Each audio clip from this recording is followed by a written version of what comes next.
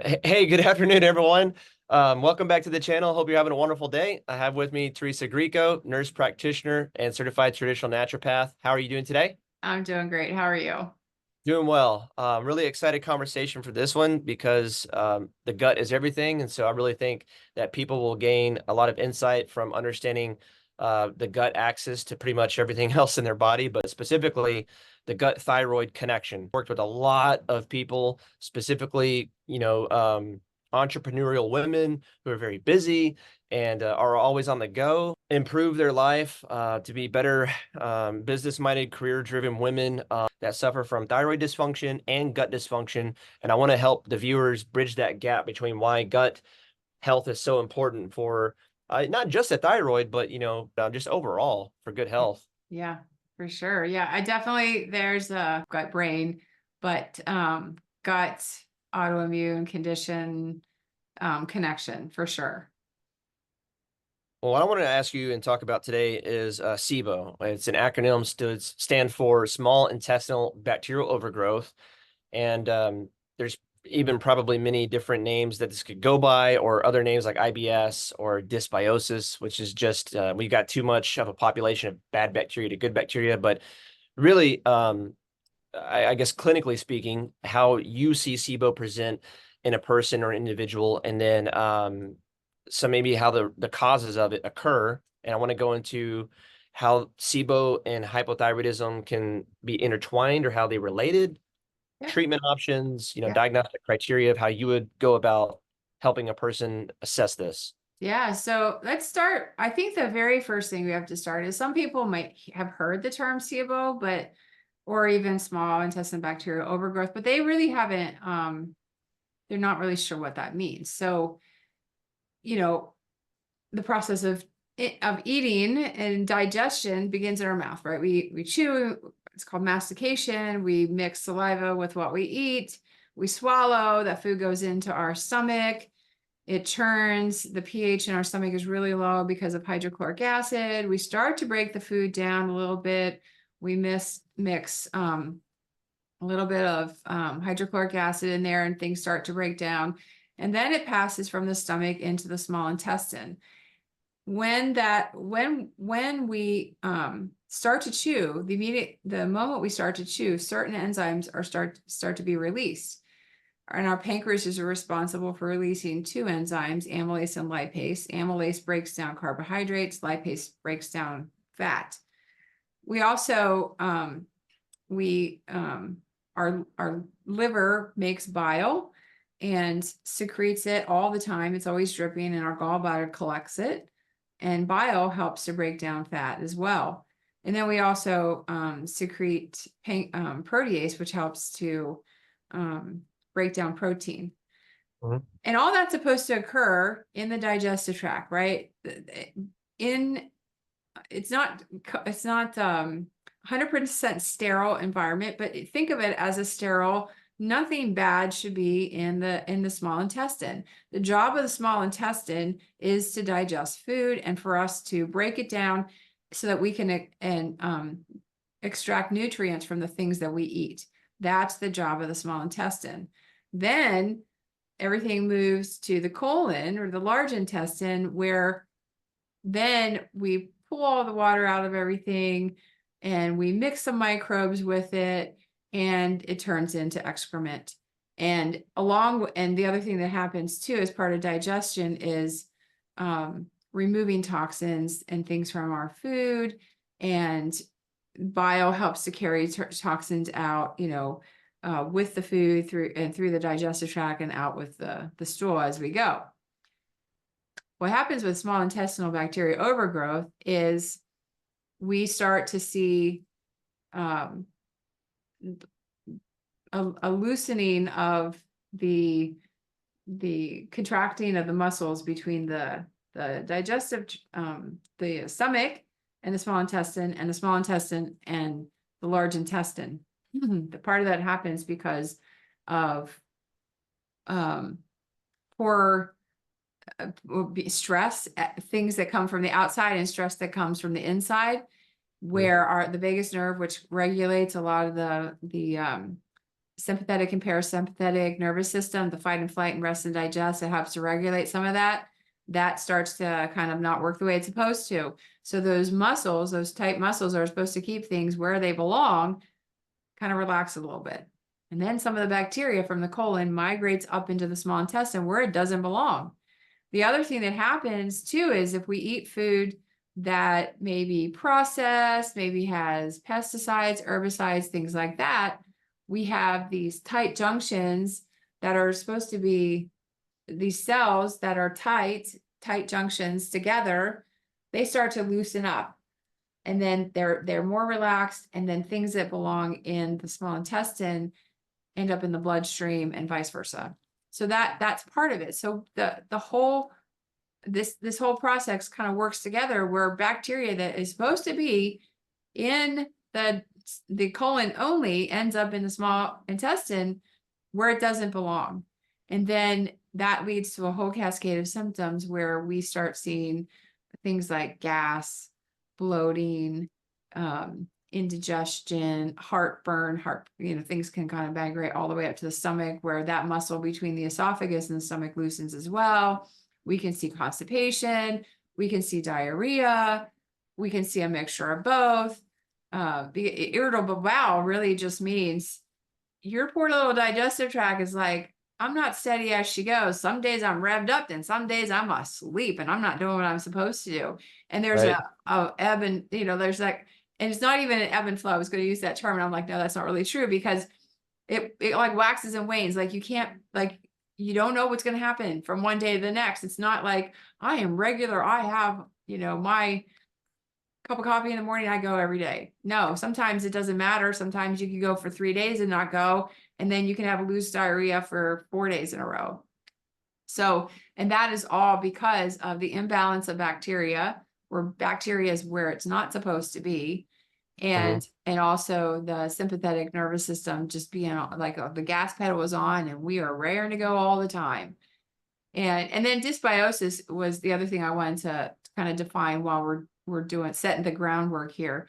So dysbiosis is, it's a couple things. It could be an imbalance of the good to bad bacteria. Like we have to have bacteria. Certain bacteria belong in our colon for us to be able to process the things that come from the small intestine and break it down even more to then turn it into stool. Bacteria in our gut is responsible for our immune system functioning the way it's supposed to, our nervous system functioning the way it's supposed to. We make hormones. Like it's literally our third brain is our gut, where those bacteria live. So we have to have bacteria, but we can either have too much of a bad thing or too much of a good thing. Like certain bacteria is good, but if there's an overgrowth of that bacteria, not so good. Even things like yeast, like most people know what candida is. It's a kind of yeast. We have to have yeast. It needs to be present in our body. It sounds a little morbid, but it's actually part of what, when we pass away, when we die, it's actually part of what breaks us down and dust to dust, So it's not a bad thing, but it's too much of a good thing isn't good anymore. It's a bad thing then. So dysbiosis is just that imbalance where we don't have enough of the things that cause us to be able to make the hormones or support the immune system or help the nervous system and, help those, our mood and, make serotonin and melatonin and dopamine and all the things that we need for our mood in our nervous system. And so if we have not enough of those good bacteria that do those, good things, we have too much of the not so beneficial bacteria, that's dysbiosis as well. So those are all the, the different things that come into play. So yeah, like symptoms like gas, bloating, fluctuating bowel movements where you can't count on what's going to happen, really feeling worse after certain foods, because of what they do, and when they finally do get to the colon, we end up not being able to process them. They ferment too long, and then we just feel nasty. Really good explanation just to kind of unpack that for those just joining or for the viewers. So, SIBO symptoms, um, I would say the main symptoms of SIBO are those with IBS, irritable bowel syndrome. So you mentioned some already: abdominal bloating, gas, flatulence, belching, abdominal pain, cramps, Mhm. constipation, diarrhea, or both. Um, and then it can kind of trickle over into other symptoms such as GERD or heartburn, Yep. gastroesophageal reflux, nausea, even. Yep. And it bleeds over into leaky gut type symptoms where we have food sensitivities, headaches, joint Yep. pain, fatigue, skin symptoms like a rash or eczema, uh, respiratory problems of breathing, mood symptoms for sure. We know that anytime our gut is jacked up, it's going to cause us to be more anxious or even depressed. Or Uh, insomnia. We can't sleep. We don't make yeah. enough melatonin. That's part of it too. Like that's another hormone that we just don't make enough of. So yeah, all the above. And those are Or a probably the mixture or mixture thereof. Like you don't have to tick every single box to say that this is what's going on because right, everybody's unique. Everybody's symptoms are a little bit different. right. And with the thyroid conditions, you always already see a slower metabolism, and you already see the migrating motor complex within women is already slowing down, that contractile movement, helping food to go through the intestines and being excreted. And we know that SIBO, uh, from a dysfunctional perspective, you can have, well, I say dysfunctional, meaning a functional disorder within your intestines, like the lower ileocecal valve cannot be fully closed. And so you have this opening of a flap where you were talking about the bacteria from the colon can Yep. go up into the small intestine, Yep. cause overgrowth there. Yep. And you almost start to ask yourself, like, what came first, the chicken or the egg, so to speak?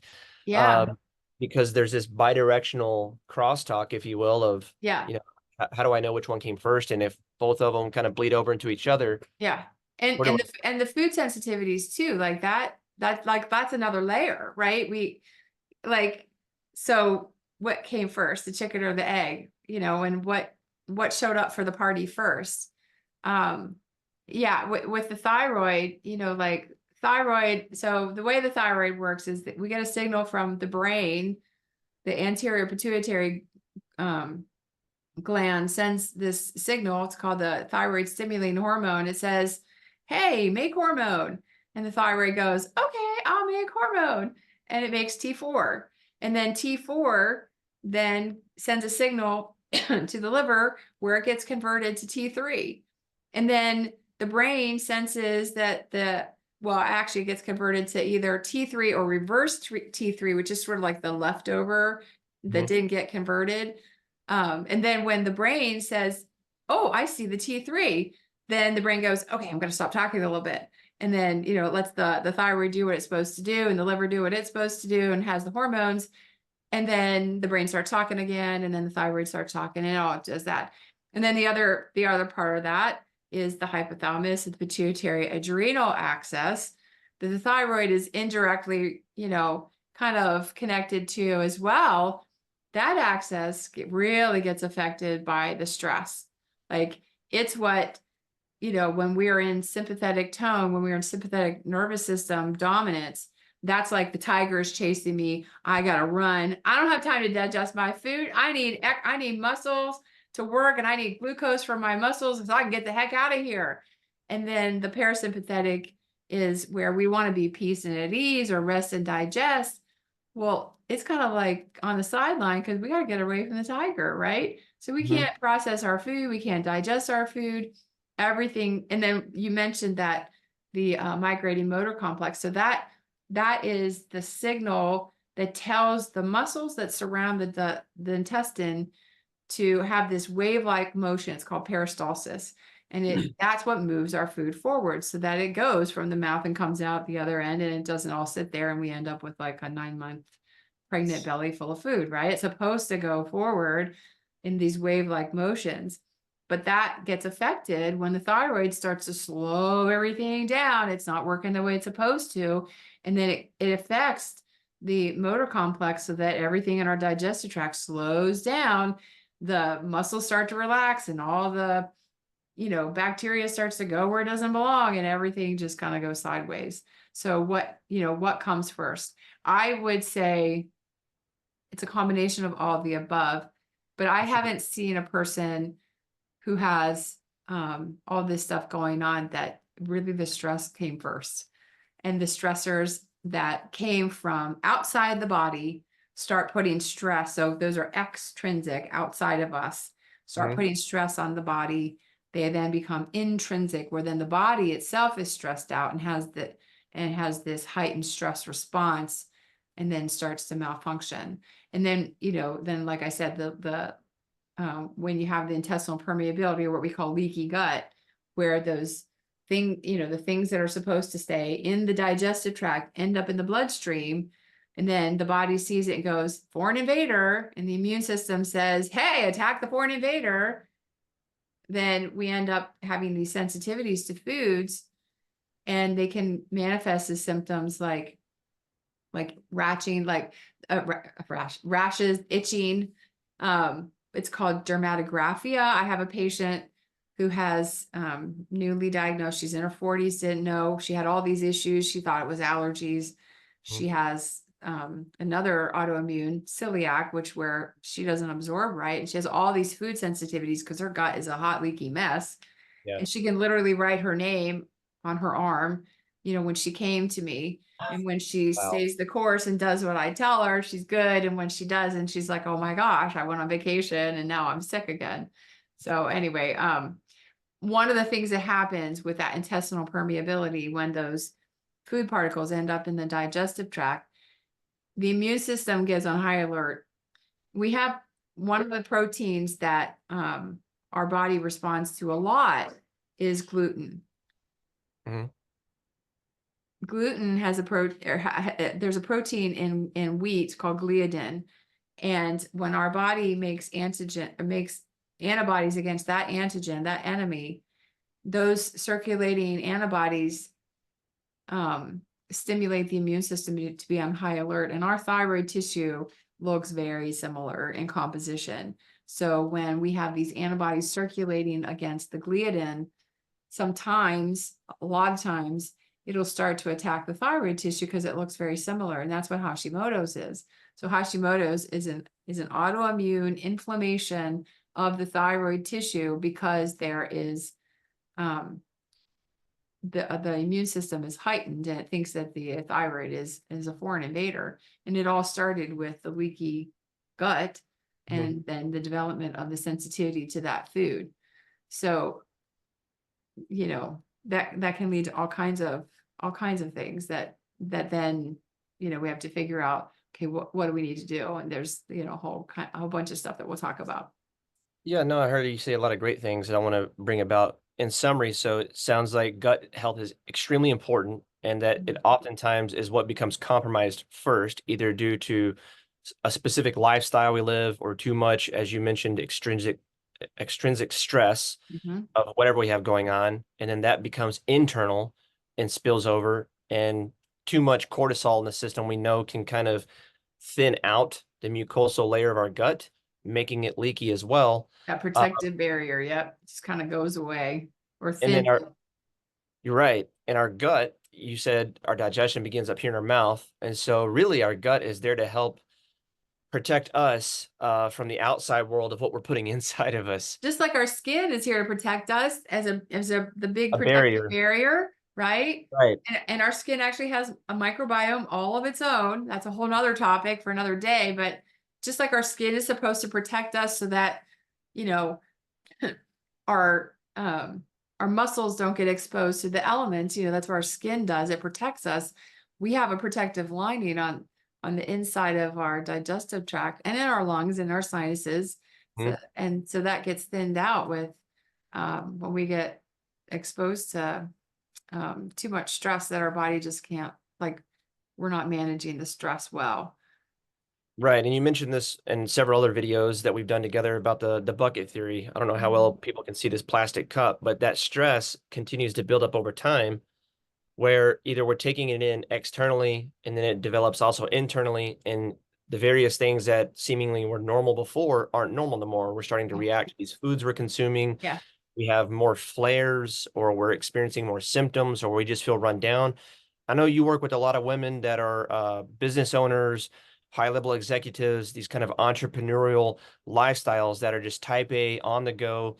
Um, and you mentioned earlier that oftentimes we don't have time to digest our food, that we're stuck in this fight or flight. Well, how would you speak to these specific individuals who are eating on the go, eating in a rush, maybe cramming a meal within 30 minutes?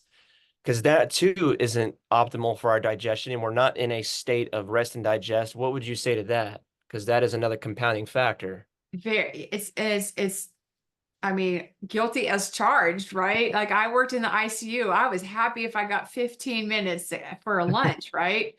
There were some days where like everybody was unstable and you didn't have time and you had to kind of like have one eye out the door, while you were watching your monitor and while you're like trying to shovel your yogurt in your face or whatever. The first thing I would say is just be mindful, like be aware and be mindful.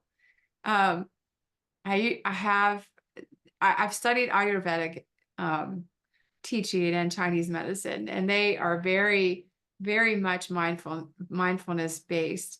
And they, in both of the teachings, they both have different ways of saying the same thing. They're like, 15, you need to take time to chew your food. It prepares your body, it prepares your stomach, it prepares your digestive tract for the food that's coming. I actually heard one person say, sing Twinkle, Twinkle, Little Star for every bite. And that's enough time that it takes to get the food chewed up enough. It was a little long for me. I was like, I'll be here for an hour. I can't do that. But at least be mindful that you're not chew once, twice and swallowing whole bits of food, right? Like we at least be mindful. And then, the other thing, and along with the mindfulness, is plan your meals in a way that maybe you don't eat 3 large meals. Mm. Maybe you eat, take what you were going to have for breakfast and break it into 2 meals and eat a little bit, before you start your day, and eat a little bit in the middle of your day in between appointments or whatever. That doesn't work for everybody. And if you're going to do fasting, maybe skipping breakfast, and narrowing your eating window, be mindful of what you are putting in your eating window, what your meals are going to look like. And then choose foods that, and this takes a little bit more work. Like you're going to have to figure out, okay, what are you reacting to? Maybe, right away, if I eat onions or garlic, I'm toast, like I feel like I'm 9 months pregnant. Well, that's because those are some of the foods that your body like ferments and then swells up your belly. So maybe you need to identify the foods that you're sensitive to. Sometimes we can, one of the ways that we do that is through food sensitivity testing. That's easy. Doesn't cost very much. There are a couple companies that they just send you a little card and a little thing that you poke your finger and you put some drops of blood. You don't even have to like find a phlebotomist or somebody to draw the blood. They're not that expensive. You can do it at your house. That's easy. The other thing that you can do is, if you're having symptoms, put yourself on a 3-week timeout when it comes to food.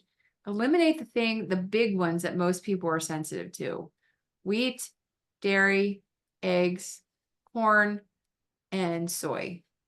Those are the big 5. Now, are there more than that? Sure. Everybody's different. Everybody's is much different. And like I said, when you have the intestinal permeability and those food particles come into your bloodstream and you make antibodies, those antibodies are called IgG antibodies. It takes about 3 weeks for those to go down in number once you start to avoid those foods. If you really want to be like hardcore, or if you have identified what they are through food sensitivity testing, eliminating them for 3 months, they should be almost gone. And then you can start reintroducing. And there's different, like handouts and stuff that we have, that I use for patients all the time to put them on this special way of eating for a short period of time. The first one is the elimination diet. That's what I just talked about. It removes all that stuff.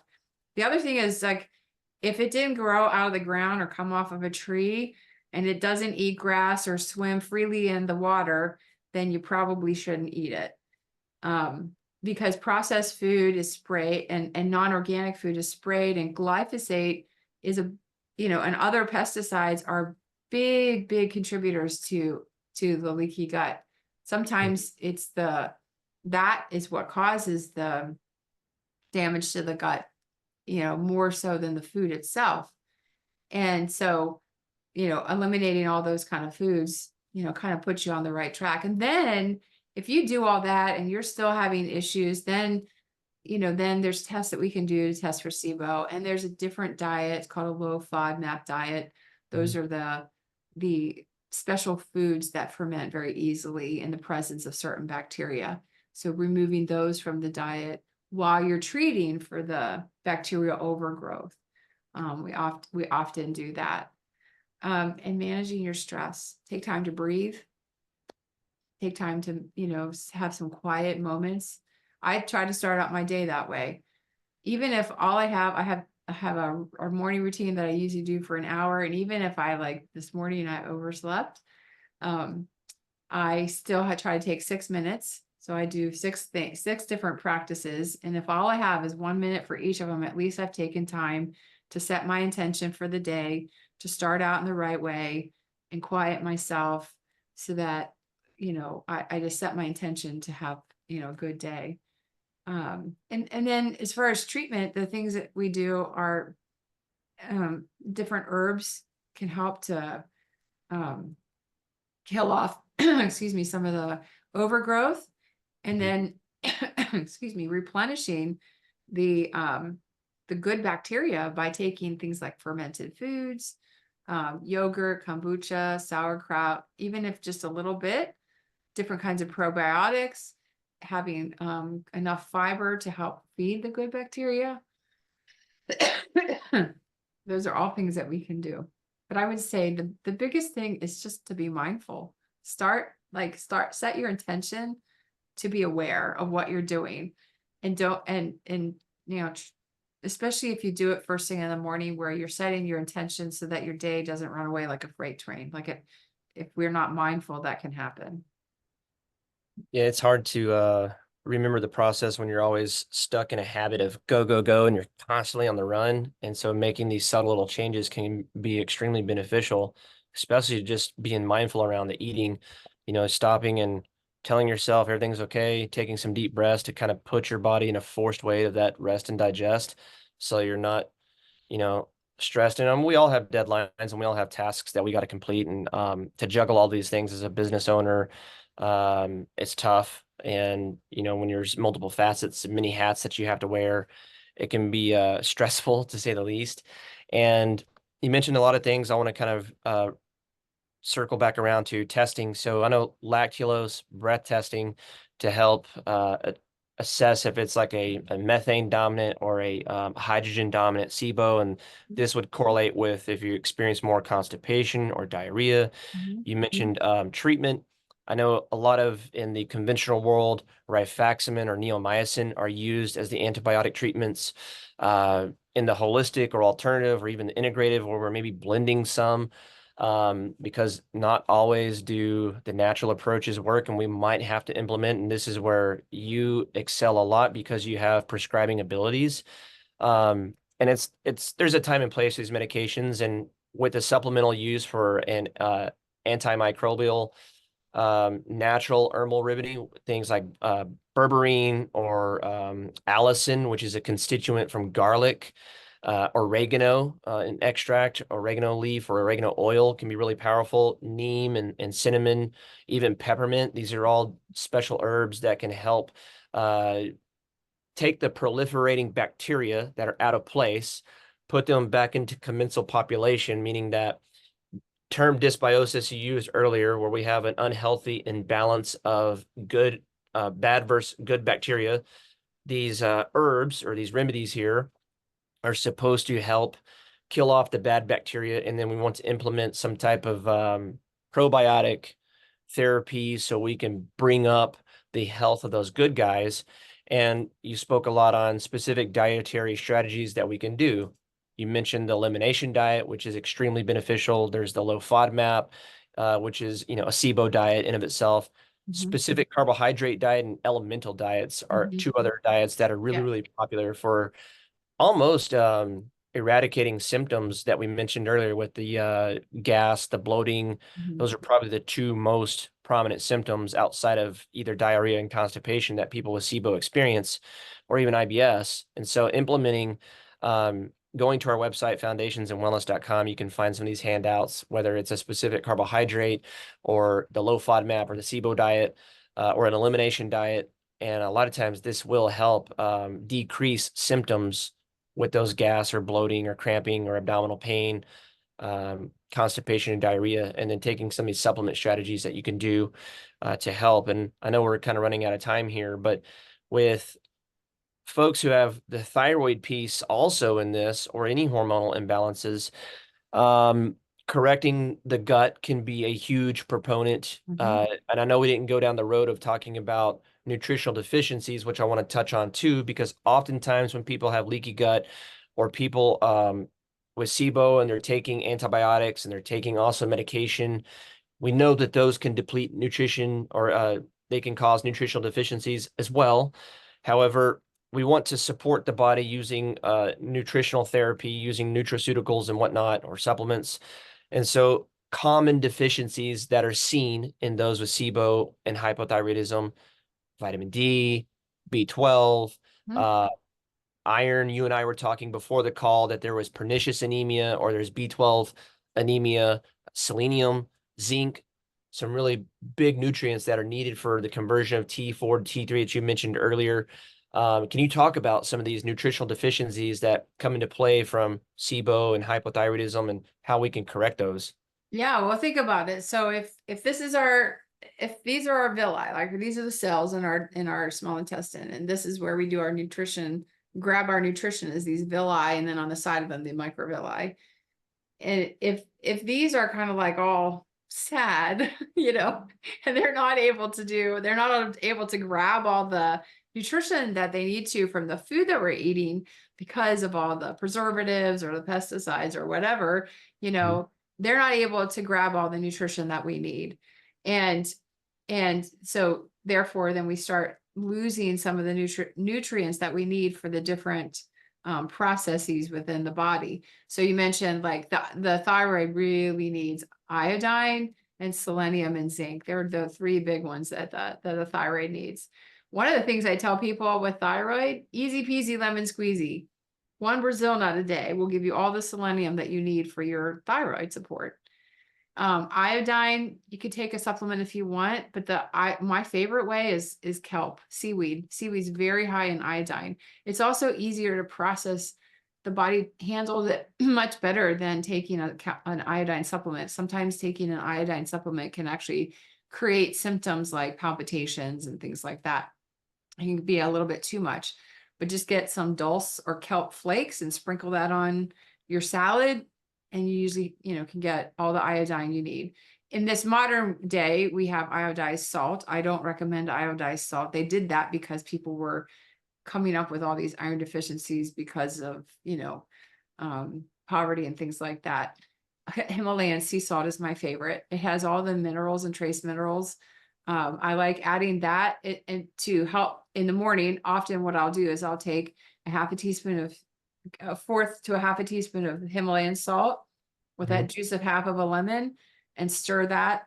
And I call that my adrenal cocktail. Kind of like boosts my adrenals and gets me like up and going in the morning when I'm feeling particularly depleted.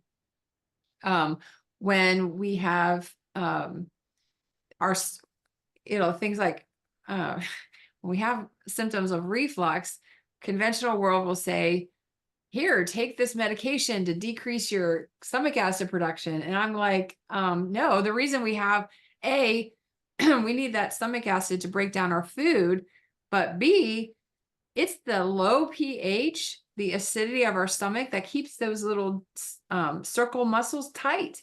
So if they're loose because we don't have our pH in our stomach is too high, that actually makes reflux worse rather than better. When we don't make enough stomach acid, we also don't have a production of something called gastrin. Gastrin mixed with intrinsic factor, which is like something that we're built in our genetics, is what we need to make B12. And B12 is what is, it gives us energy, but it also helps with we carry it and we use it on our red blood cells. And when we are iron deficient, our red blood cells get tiny and they get pale because we just don't have enough iron. We're not holding on to enough iron, and iron is part of what carries oxygen. And that's why we feel tired and short of breath. And sometimes that happens with thyroid.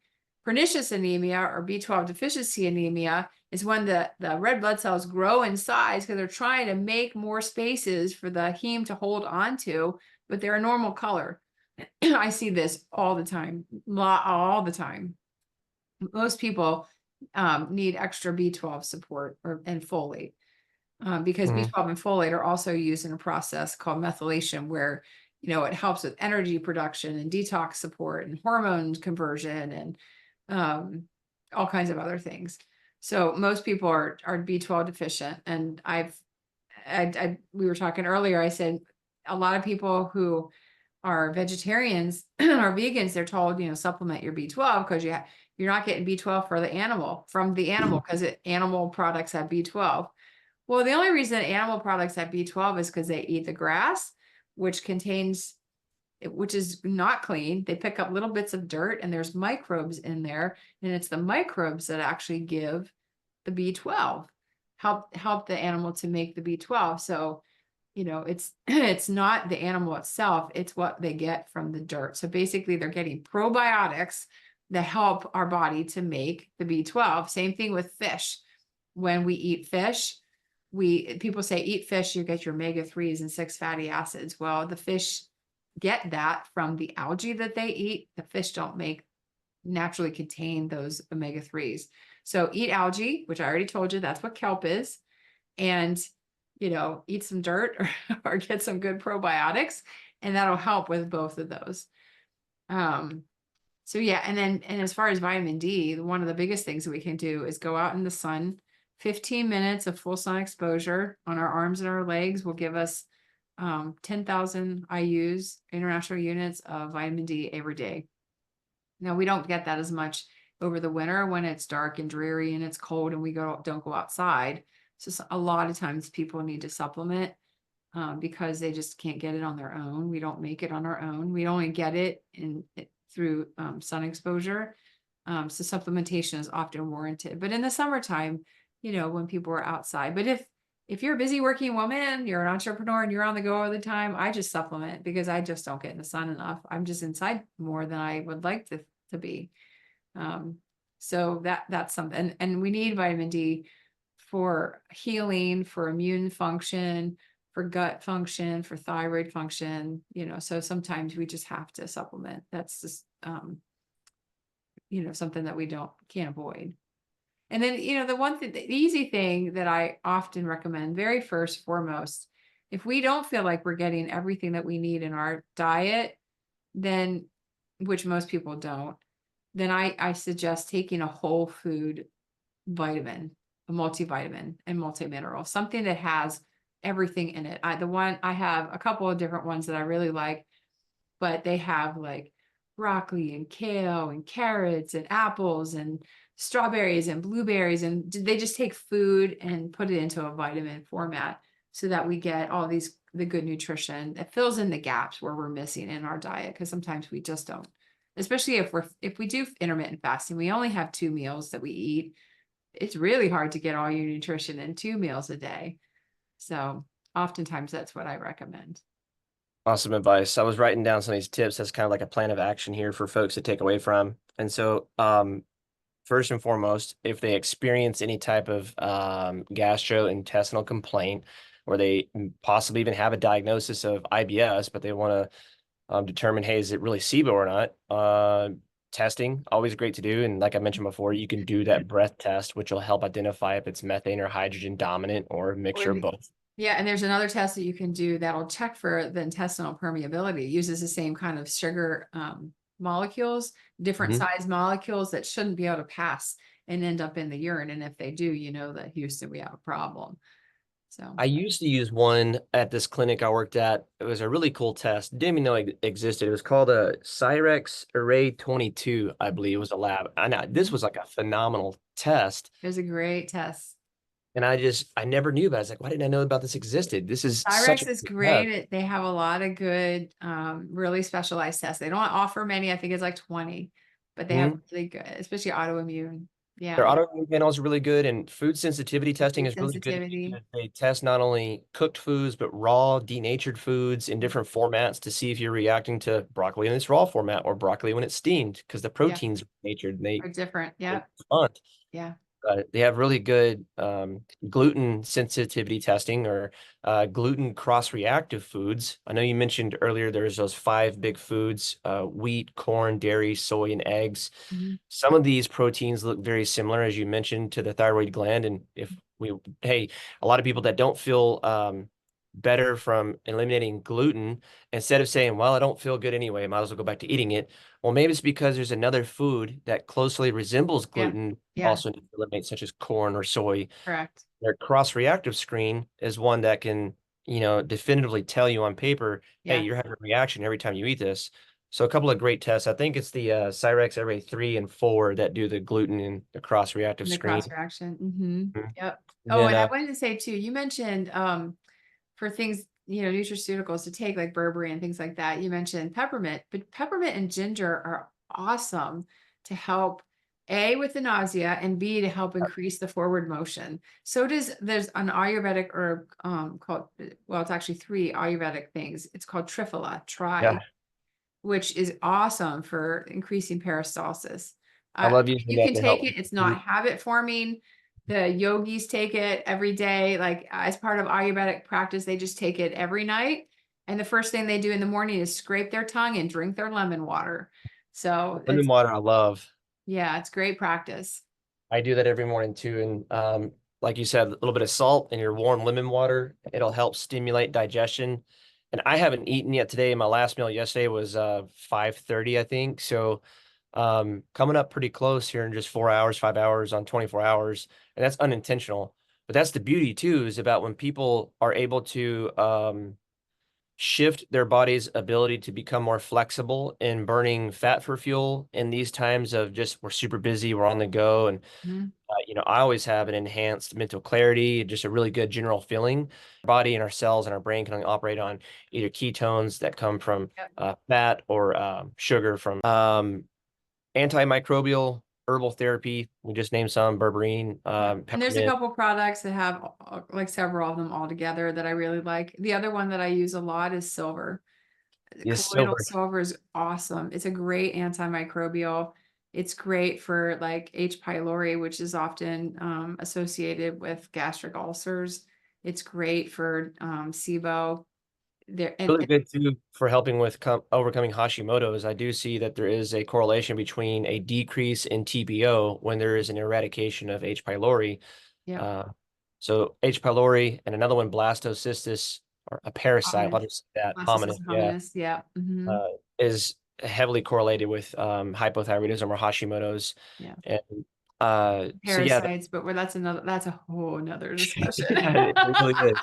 And you don't have to live in a third world country to be exposed to parasites You because got a dog or a cat, you worm your dog, you oh worm your man, cat. Why don't you worm yourself? They lick you, they sleep with you, you clean up yeah, after them.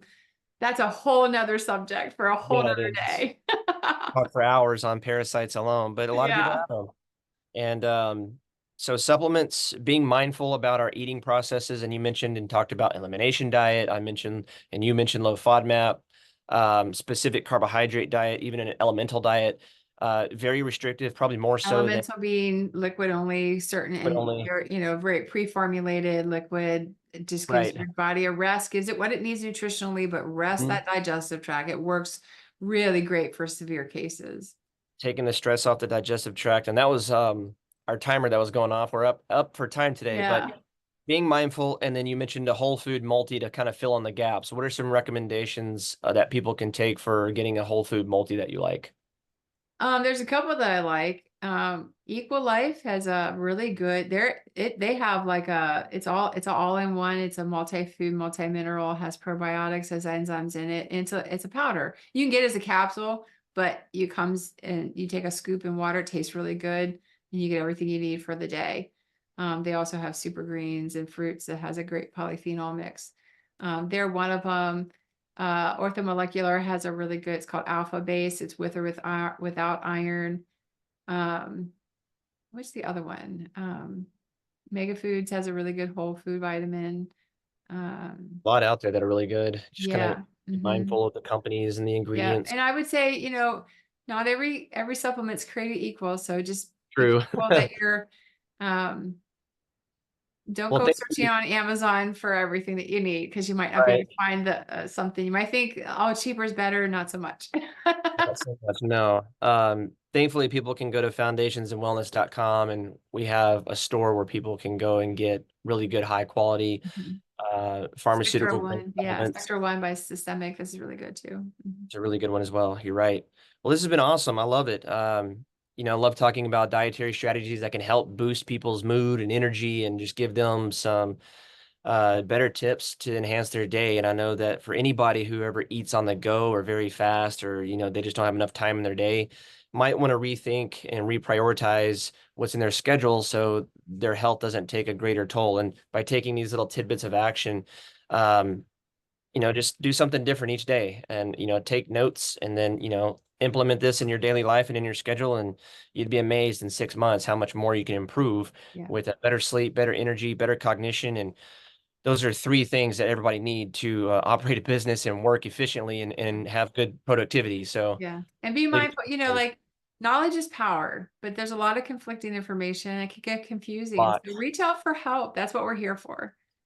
Absolutely. We're both here to help you. So, down in the description box below, you'll find all the links that you need if you'd like to give us a call and work with us, or just if you want our handy resources to download and take on the go for yourself, they're there as well. But thank you so much, Teresa. It's been a pleasure. I hope you have a wonderful week, and we'll see you again on the next video. Sounds good. You too. All right. Thank you. Uh,